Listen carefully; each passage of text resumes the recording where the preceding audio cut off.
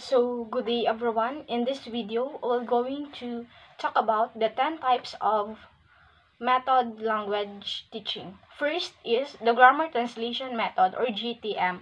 This is the classic way of teaching language. It began as a method to teach Latin and Greek way back then. Then, the GTM, it was generalized to teach any second language. So, in addition, the grammar translation method uses the student's native language to teach the said target language. So, the focus of GTM are the following. First, reading, writing, word phrase, and sentences. In applying GTM as a method of language teaching, we can have activities like fill in the blank. So, for example, direction. Give the correct conjunction of the sentence of this sentence. Blank of heavy rains. The classes were suspended. So, what is the correct answer? The correct the correct answer rather is because. Because of heavy rains, the classes were suspended. Let's proceed to the second one, the direct approach.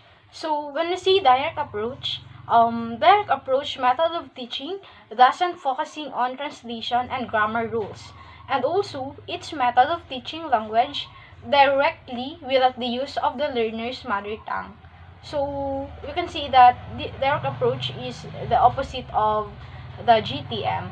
Thus, in this approach, grammar isn't taught explicitly but learned inductively by the learners or the students through repeated exposure to the said spoken language. Therefore, activities like dialogue and role playing can be applied in this approach. So, because in these activities, students can have the chance to figure out the rules for themselves. Reading approach. In the reading approach, learning a language is employed as a means to a higher end. So, reading approach is a very specific approach designed for a specific type of language learner.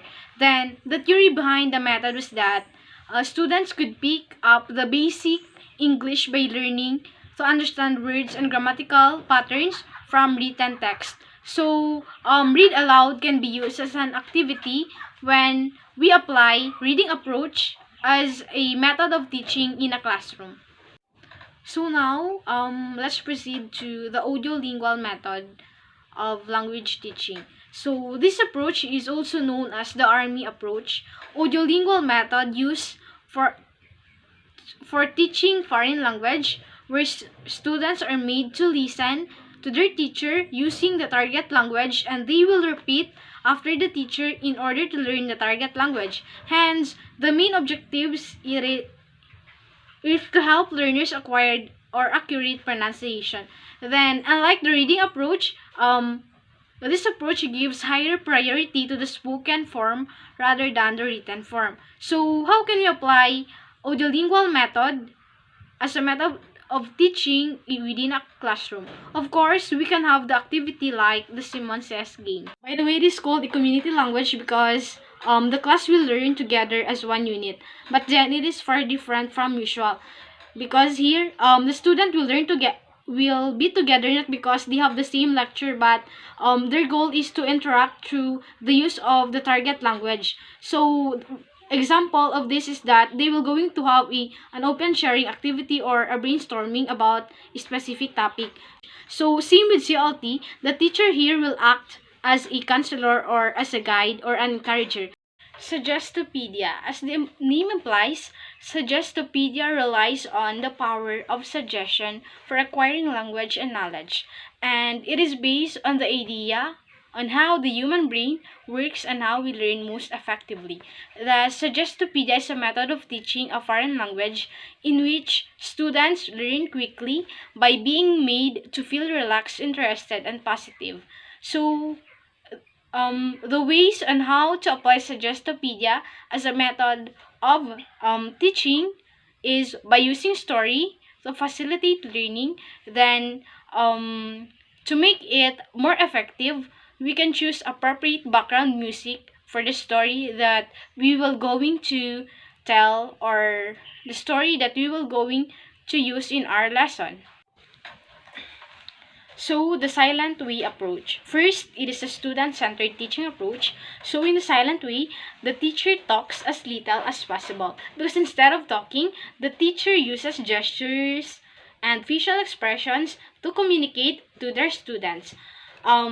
The silent way approach, in the silent way approach, the proponents believes that the students learn best when they discover things on their own. So I think in applying the silent way is an effective language teaching in our classroom, the teacher can give students an activities like reporting tasks and etc. So now let's talk about the total physical response. So what is total physical response? By the way, total physical response is an approach to language teaching where gestures, actions, and movements play a vital role in language acquisition. In addition, total physical response method highlights oral comprehension by allowing the learners to respond to basic command like clap your hands and jump. So those words I've mentioned earlier combines language and physical movements for comprehensive learning experiences. So in applying TPR as a language teaching method in our classroom or within the classroom, we can also apply energizer songs like head, shoulders, knees and toes. Then we can also have games like Simon says. The natural way approach. The natural approach takes its cues from how first language is naturally learned by the children. So the natural approach gives time for the learners to simply learn and absorb the language from their surroundings or from their teacher.